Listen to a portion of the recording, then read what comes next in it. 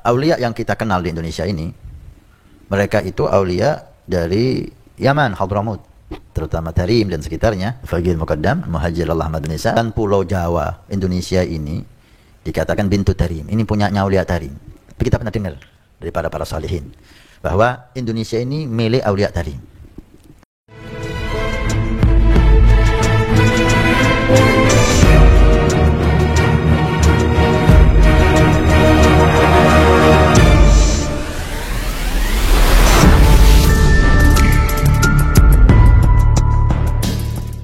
Assalamualaikum warahmatullahi wabarakatuh. Alhamdulillah bertemu kembali dengan saya Juntali Jiwa, tentunya masih di channel Maret 27. Kalau melihat ceramah para habib di negeri ini, sebenarnya mereka itu tahu tidak ya tentang penyebaran Islam di Indonesia. Dan sebagaimana kita ketahui, yang terkenal sebagai penyebar Islam di Indonesia itu kan para wali songo. Tapi lagi-lagi di sini wali songo itu masih dianggap berasal dari Tarim. Ini ada sebuah video dari seorang habib yang mungkin memang belum tahu tentang sejarah penyebaran Islam di Indonesia. Kita simak videonya, guys.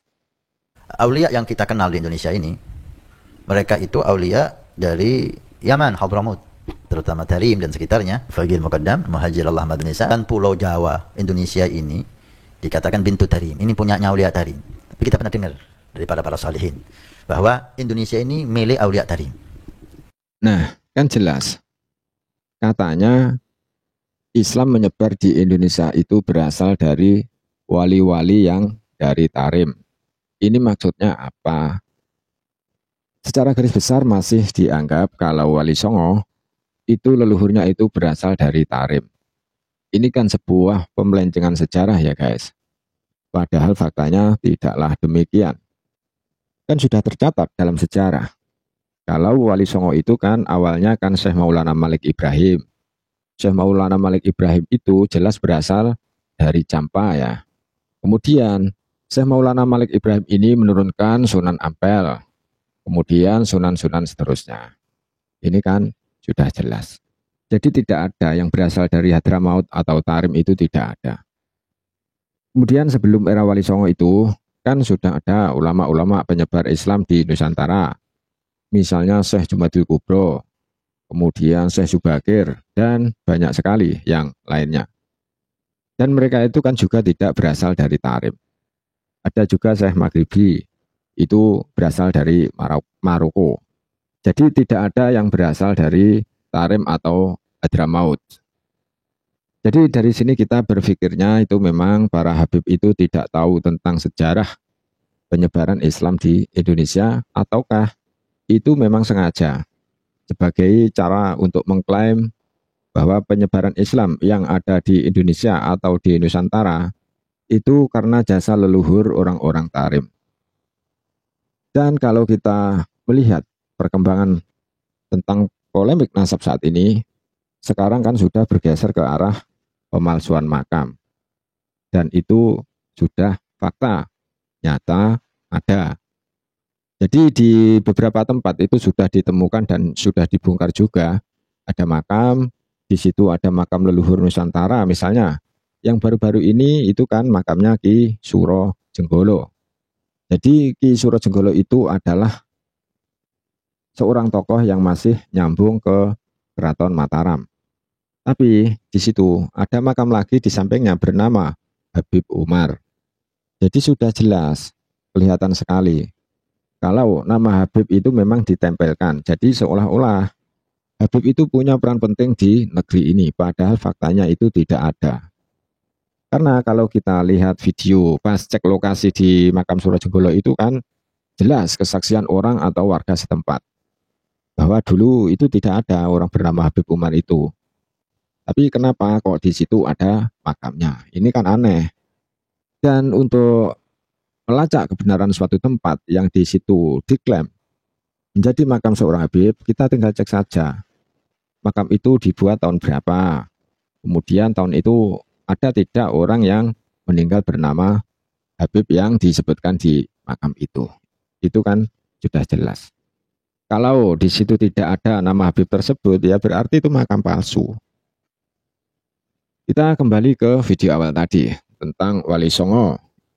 Itu memang sekarang ini lagi menjadi bahan perbincangan masyarakat Indonesia. Karena selama ini mungkin sebagian kecil rakyat Indonesia itu agak melupakan dengan adanya Wali Songo tersebut ya guys. Hal itu salah satu sumbernya adalah karena munculnya Habib-Habib dari Yaman. Dan mungkin yang membuat menarik orang-orang selama ini sebelum akhirnya terbongkar, itu adalah karena para habaib itu kan mengaku sebagai cucu Nabi, mengaku sebagai duriyah Nabi. Nah, hal itulah yang mungkin memancing orang untuk percaya kepada mereka. Padahal sebelum adanya Habib-Habib ini, rakyat Indonesia, rakyat Nusantara itu sudah paham, sudah tahu bahwa yang namanya duriyah Nabi itu adalah para Wali Songo dan keturunan Wali Songo.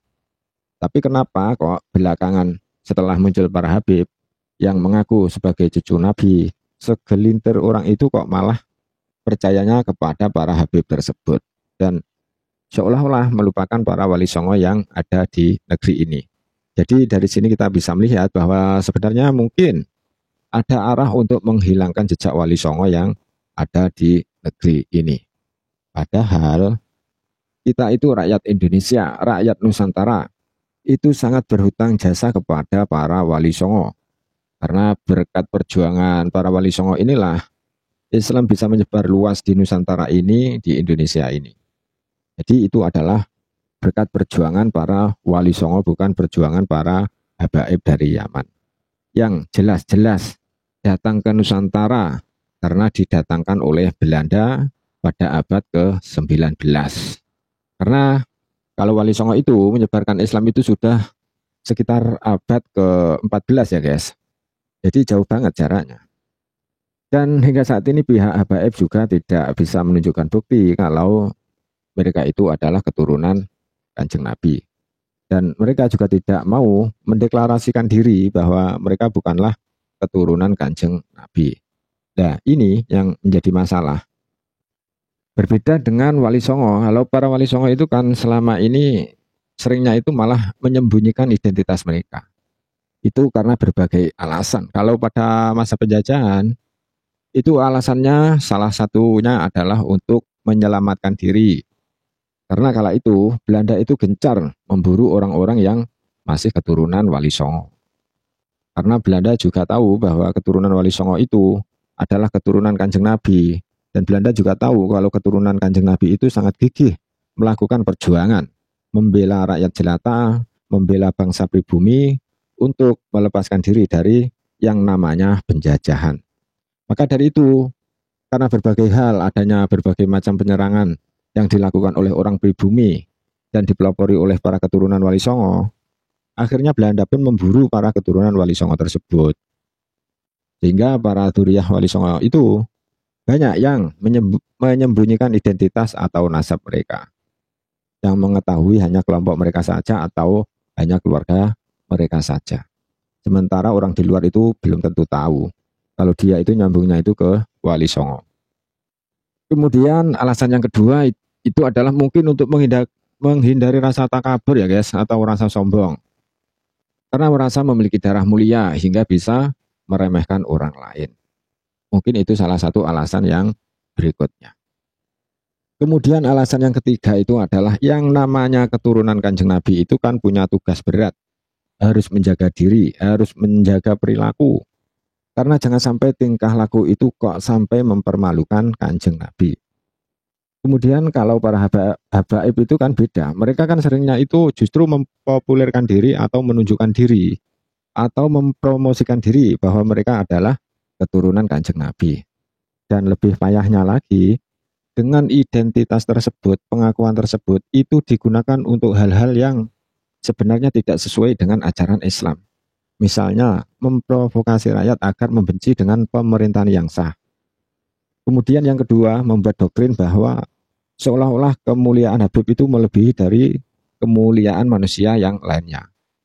Kita bisa lihat ceramah seorang Habib yang menyatakan, kalau telapak kaki Habib yang pemabuk, yang maksiat itu lebih utama daripada kepala kiai yang alim. Ini kan sebuah doktrin yang bangsat ya guys. Yang tidak mungkin Kanjeng Nabi kok mengajarkan seperti itu. Dan itu salah satu bentuk atau pembuktian dari para habaib kepada rakyat Indonesia yang sehingga rakyat Indonesia itu bisa menilai bahwa mereka itu bukanlah keturunan Kanjeng Nabi.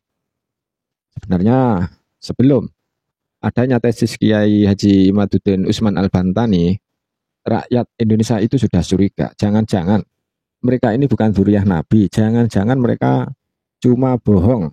Kan seperti itu. Karena hal itu dilihat dari apa yang sering mereka lakukan selama ini.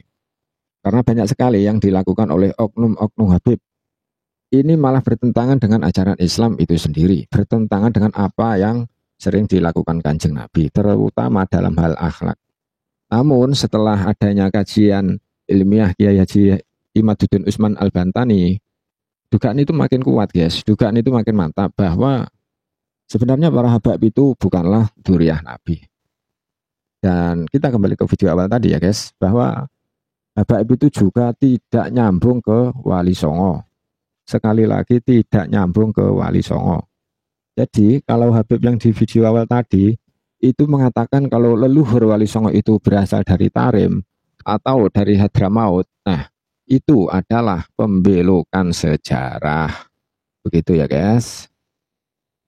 Mungkin cukup itu saja yang dapat saya sampaikan. Mohon maaf jika ada salah kata. Di sini saya cuma berpendapat. Selanjutnya terserah Anda ya guys. Akhirul kalam. Wassalamualaikum warahmatullahi wabarakatuh.